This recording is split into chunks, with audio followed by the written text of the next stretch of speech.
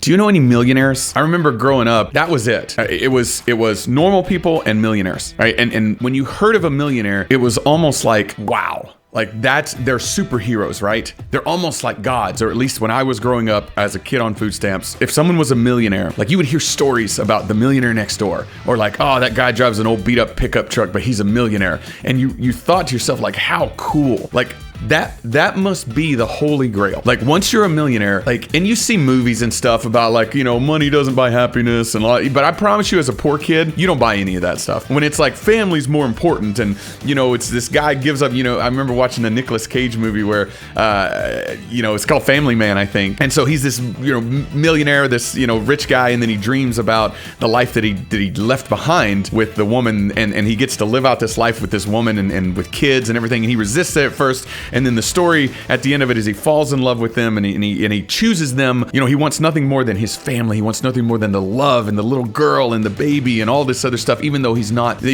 doesn't have millions of dollars in the dream. And I remember watching that and thinking, well, that's heartwarming, but give me the money, right? I'd rather have the penthouse apartment. I held that for the longest time. And I remember, you know, you can find in other places about my story if you're interested, but basically, you know, joined the Marine Corps, and throughout the course of my time in the Marine Corps, learned how to invest, how to buy rental properties, how to build businesses and stuff, and worked really, really hard. And then after like 11 or 12 years of just working really hard, I remember, I had a spreadsheet that calculated all of the investments that we had and all the equity we had and everything. And at the bottom of the spreadsheet, there was a little cell that I had set to turn green when it hit $1 million.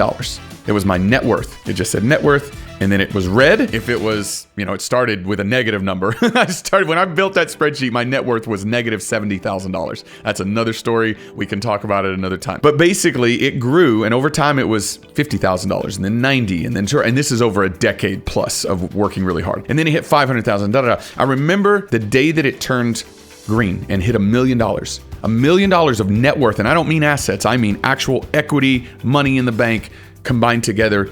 $1 million. I was a millionaire. And I remember seeing it and just waiting. Like, okay, when's this flood of like good feeling gonna come over me? Like, when is this like aura gonna like start, this halo? Like, when am I gonna become this like thing? And it never came. Like it didn't, I mean, it wasn't like I was upset. I was like, oh, cool, $1 million.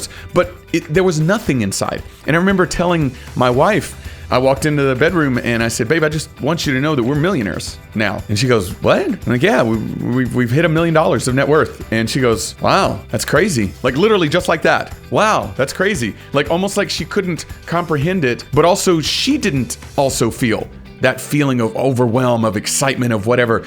And I thought about that for a long time. I was like, man, there's this sort of, it's not a hollow feeling. It's just a lack of something you expected. I expected it to solve everything and for it to be, you know, our life to be amazing and everything once we were millionaires. It wasn't this magical force. You know, that hit me for a while, and I started thinking, and here's what I've discovered since then. That was years and years ago. And since then we've gone on to build more businesses, and we've gone on to do, you know, help a lot of people build financial freedom and so on. And here's what I've discovered. And this is the point of that story. For those of you who are thinking like I was thinking, that when you become a millionaire, your life is great, everything's great. And let me caveat by saying, I think that money is incredibly important. Money is, in fact, one of the most vital tools that you need to put into your toolkit. You need to become financially free. In my opinion, it's our patriotic duty to become financially free so that we can live out our passions and we can help as many people as possible. And we can ultimately embrace this American dream of freedom and show it to the rest of the world through our actions and through how we live. I believe it's our imperative to become financially free. So I'm not out here saying money doesn't matter, money's the root of all evil, money's the this and that, money's the devil. I'm not saying any of that stuff. Money can enable bad people to do bad things, but money in it itself it's nothing. It's dead.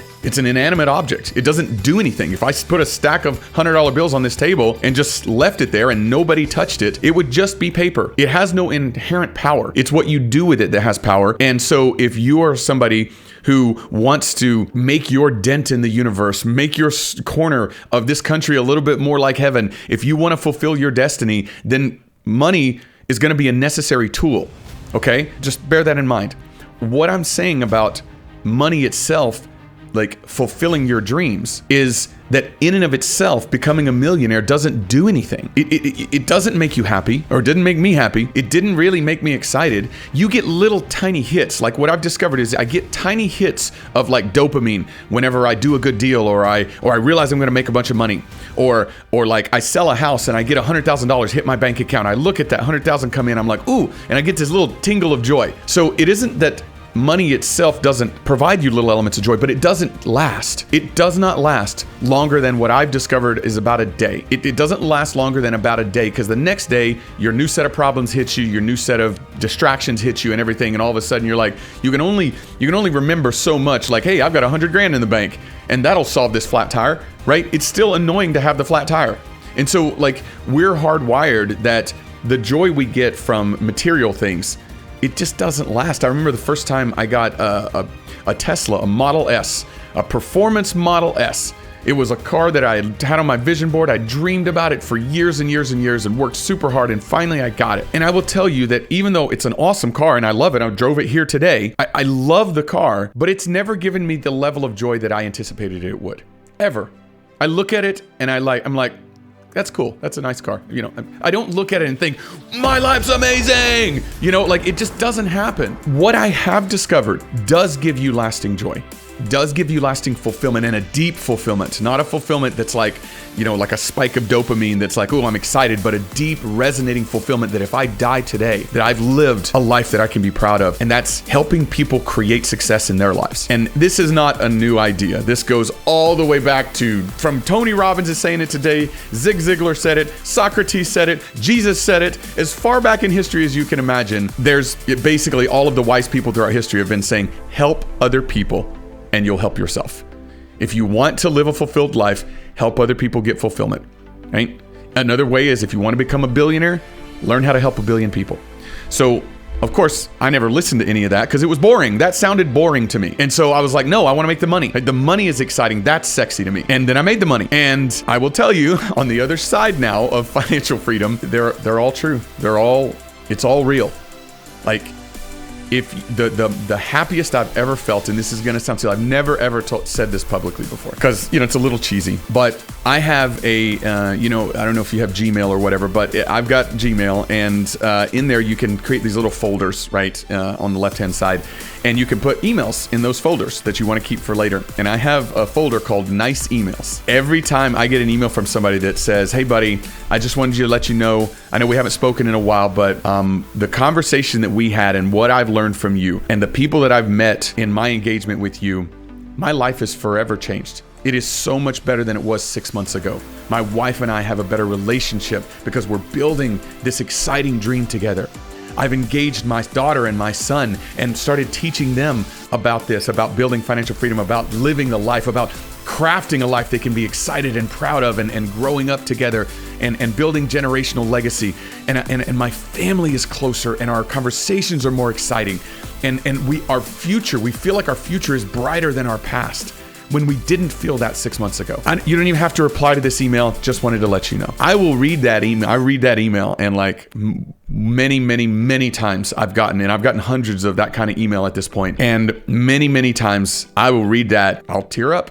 And that does last longer than a day. Right now, I'm thinking of that email that I read years ago. I just described an email that I read like 4 years ago, and it's now saved in my... The feeling of joy that I'm getting recounting this story is the same as it was when I read that email. Do you know, about 4 years ago, I did a deal where I made about $70,000 in a single day, which was like, whoa, right? I was like, oh my God, this isn't crazy. When I tell you that story of making that 70 grand, and I still remember all the details, do you know how much joy fills my heart? Very little. It's kind of an interesting story, but other than that, nothing. One, because it's gone.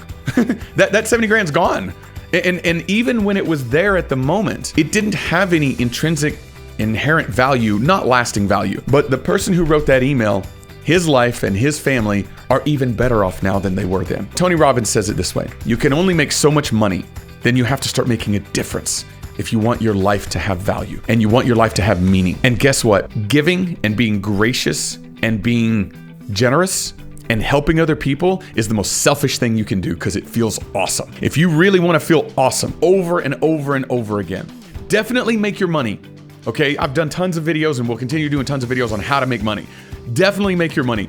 This video though is about what then. I promise you, if your plan is just to go sit on a beach and do nothing with your life, after about a week, depending on who you are, maybe you've got a little bit more unwinding to do, a couple weeks, I promise you're gonna be bored as hell and you're gonna be like, what's my life about? And I can tell you, if you at least entertain the idea of building your business or building your life around helping other people realize their dreams, helping other people achieve their dreams, helping improve other people's life, you can create not only a business that can thrive, but a life that's worth living.